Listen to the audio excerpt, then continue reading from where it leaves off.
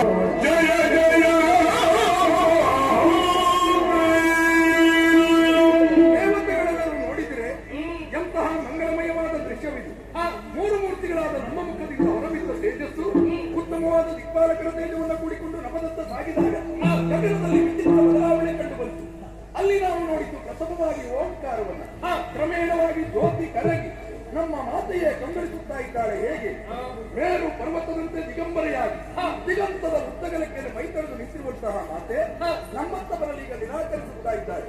ಅದಕ್ಕೆ ಕಾರಣ ಅವಳೀಗ ನಿರಾಭರಣ ಭೂಷಿಸಿ ಅಂತಹ ನಮ್ಮ ತಾಯಿಗೆ ಸುರ ನಾರಿಯರು ಪಟ್ಟೆಯ ಸೀರೆಯನ್ನು ಉಡಿಸಿ ಕೆಂದಾವರೆಯ ಹೂವನ್ನು ಉಡಿಸಿ ದಿವ್ಯ ವಸನಾಭರಣಗಳನ್ನ ತೊಡಿಸುತ್ತಾ ಇದ್ದಾರೆ.